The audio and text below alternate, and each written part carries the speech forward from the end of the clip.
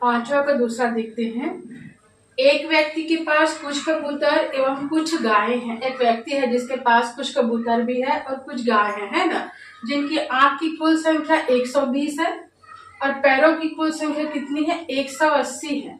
अब बताना है कि व्यक्ति के पास कितने गाय हैं और कितने कबूतर हैं। ठीक है, तो कैसे करेंगे इसके लिए देखिए, सबसे पहले व्यक्ति के पास है ना कुछ गाय कुछ कबूतर है, पर कितने हैं हमको पता नहीं है। तो क्या मानेंगे, माना कि गायों की संख्या क्या हो जाएगी x और कबूतरों की संख्या क्या ले लेंगे y। ठीक है, अभी हमको संख्या नहीं पता, गायों का ले लेते हैं x और कबूतरों का ले लेते हैं y।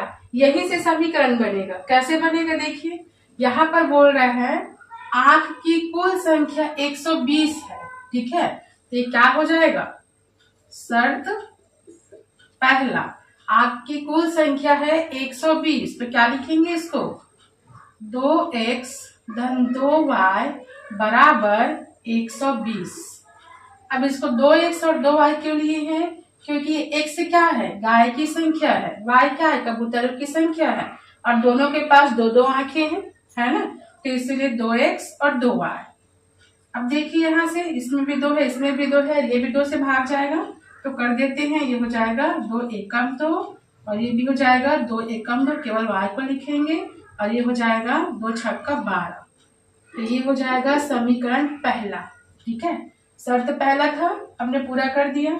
दूसरा शर्त क्या बोल रहा है, शर्त नंबर 2 यहाँ से देखते हैं, है ना, पैरों की कुल संख्याएं 180, तो ये आंखों की संख्या थी तो दोनों बराबर थी दोनों में, लेकिन ये पैरों की संख्या है, तो गाय में कितनी होती है, पैरों की संख्या 4, ये हो गया 4x, और कबूतरों में पैरों की संख्या कितनी होगी, 2, तो ये हो जाएगा 2y।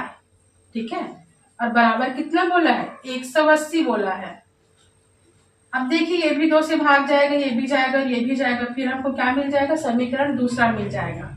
तो ये हो जाएगा 2 दूनी 4, 2 एकम 2, एक को लिखेंगे नहीं तो y को बस लिखेंगे, और 2 निया 18, ये मिला हमको समीकरण 2।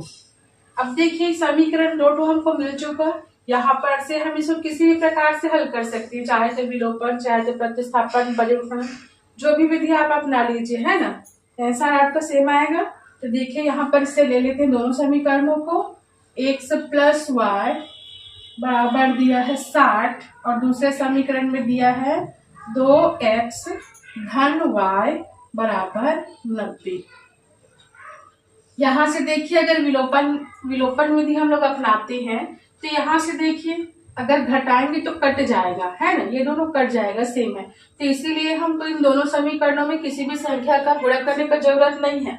अगर नहीं कटता है ना तब गुणा करते हैं, कटता है तो गुणा नहीं करते हैं, है ना। तो घटा दीजिए, यहाँ से देखिए ये भी माइनस, ये भी माइनस, ये भी माइनस, x माइनस 2x से करेंगे तो क्या हो जाएगा, माइनस x होगा, बड़े संख्या का चिन्ह लगेगा ना, और y में y गया तो क्या हो गया, 0 हो गया, कुछ भी नहीं बचा।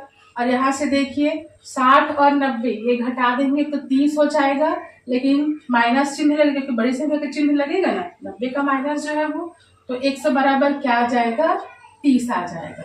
ये एक आंसर हो गया हमारा, क्योंकि x जो बोला था वो किसकी संख्या थी, गायों की संख्या। देखिए x का मान आ गया, मतलब गायों की संख्या हमको मिल गई है ना। अब इसके बाद क्या करते हैं, समीकरण 1 में मान रख देते हैं, किसका मान, x का मान। समीकरण 1 में x का मान क्यों रख रहे हैं, ताकि हमको इजी y का मान मिल सके। रख दो, x का मान 30 और प्लस y है तो प्लस y ही रहेगा, बराबर में क्या है 60, y का मान क्या हो जाएगा 60 माइनस 30, y का मान हो जाएगा 30। ये आ गया हमारा आंसर। ठीक है, तो x का मान और y का मान दोनों हमको मिल चुका है।